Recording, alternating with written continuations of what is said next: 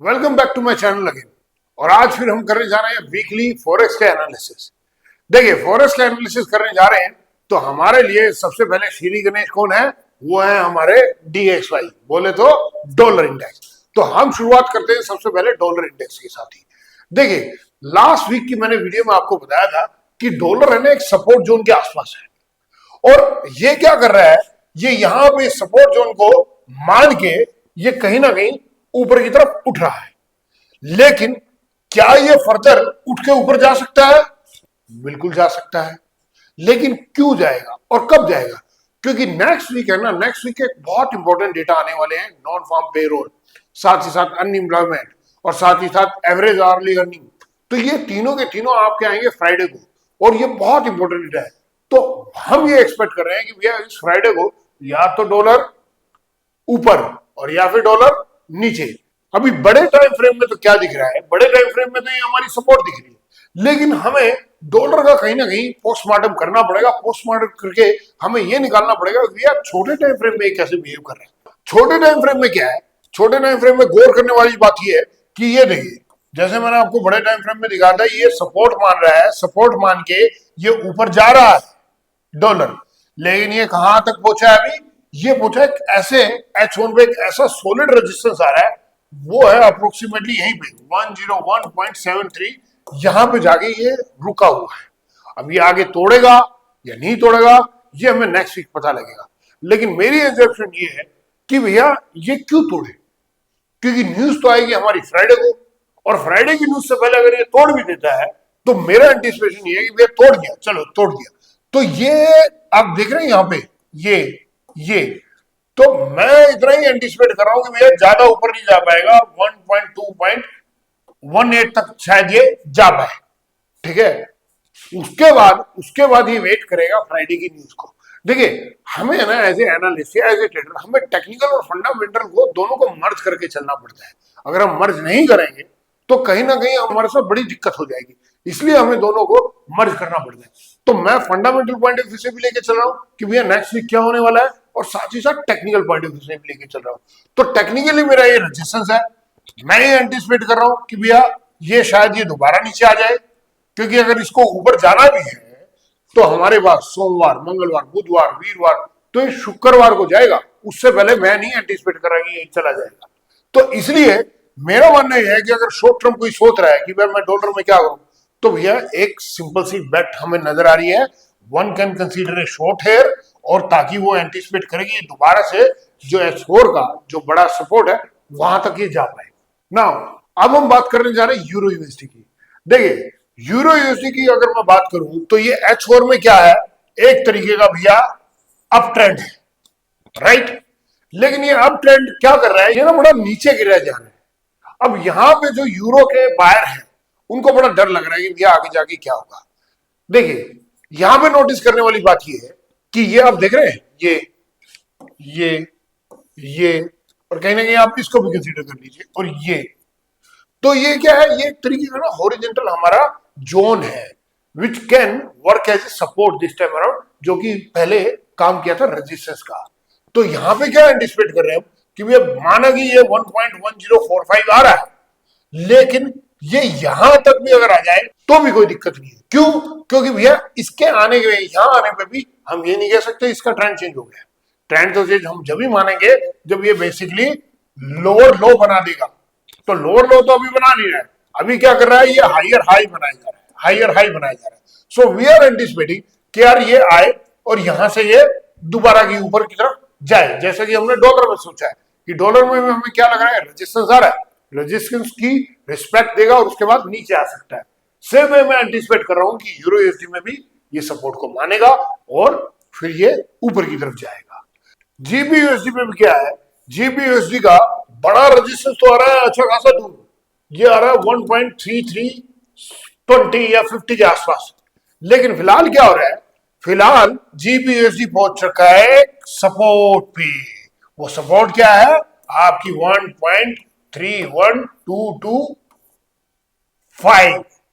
अब ये 225, देखिए मैं ना हल्का सा आपको इसके बीच में आपको बताना चाह रहा हूं कि बहुत सारे लोगों को यही नहीं समझ में आता कि भैया पिप क्या है। देखिए यहां पे नोटिस करने वाली, यहां पे देखिएगा थोड़ा सा, ये दिख रहा है आपको 1.3122 और ऊपर हल्का सा 5। सेम है यहां पे क्या है 1.3138 हल्का सा 5। आप अगर आप पिप समझने की कोशिश कर रहे हैं तो भैया ये जो है ना आखिरी डिजिट, इसको कंसीडर करिएगा। कई बार हमारे सॉफ्टवेयर में या फिर हमारे MT4 या MT5 में हमें ये भी दिखता है, तो हम इसको कंसीडर करने लग जाते हैं कि भैया कितने पॉइंट है। लेकिन सच्चाई ये है आपको वो कंसीडर नहीं करना, आप ये सिर्फ ये डिजिट को कंसीडर करिए, लास्ट को, इसी को हम पिप कंसीडर करते हैं। क्योंकि एक तरीके का ये जो ऊपर आपको दिख रहा है ना छोटा 5, ये एक तरीके का इसी का एक डेसिमल है, आप उसको डेसिमल ही कंसीडर करके चलेगा ना। हाउएवर जीबी में क्या दिख रहा है, जीबी में हमें दिख रहा है कि भैया ये सपोर्ट पे है और हम यही एंटीसिपेट कर रहे हैं कि भैया यहां से ऊपर जाए, जैसा कि हम यूरो के केस में कंसीडर करें, जैसा कि हम डॉलर के केस में कंसीडर कर रहे हैं। और अब हम बात करने जा रहे हैं ओडीयूएसडी की। तो ओडीयूएसडी में भी क्या है, ओडीयूएसडी में भैया सिंपल सी नजर आ रहा है, क्या नजर आ रहा है कि भैया ये एक सपोर्ट आ रही है जिसको ये मान सकता है और यहां से मान के ये ऊपर की तरफ जा सकता है। तो यहां पे भी हमें सपोर्ट दिख रही है।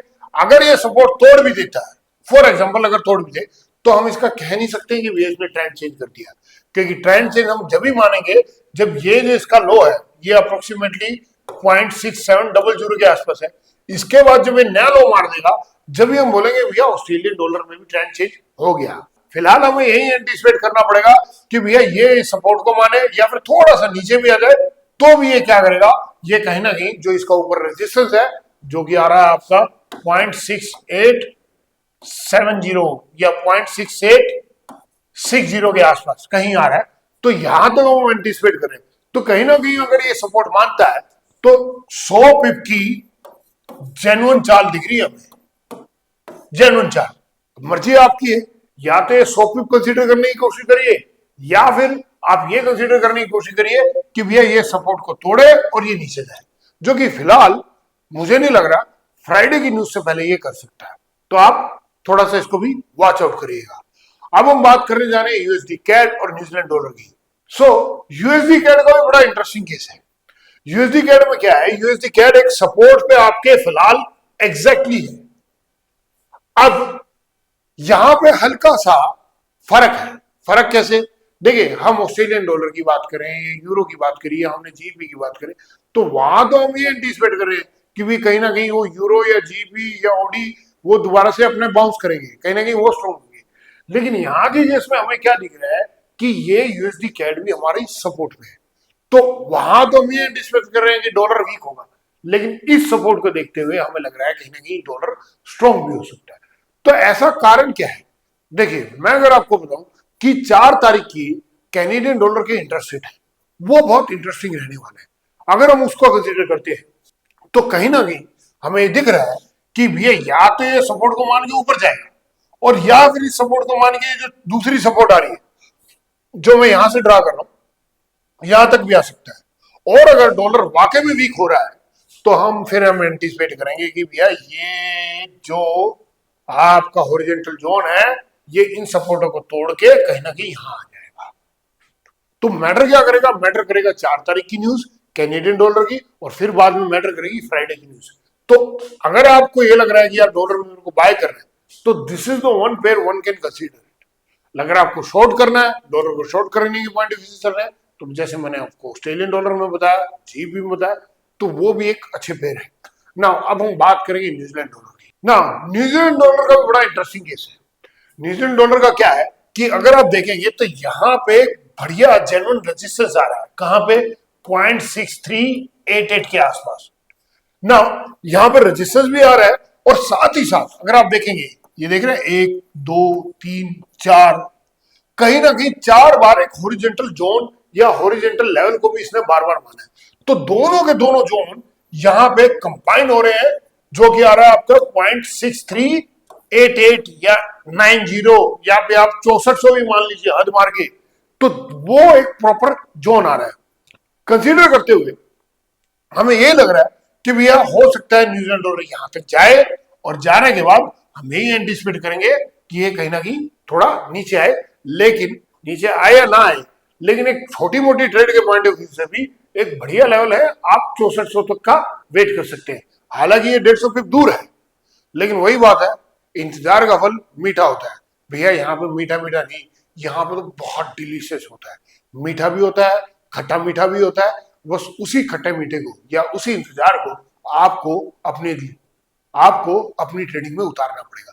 तो इसलिए इंतजार करिए ट्रेड का आने का, इंतजार करिए मेरी नेक्स्ट वीडियो आने का, और इन द मीन टाइम आप वीडियो को लाइक करिए और चैनल को सब्सक्राइब करिए। Thank you so much.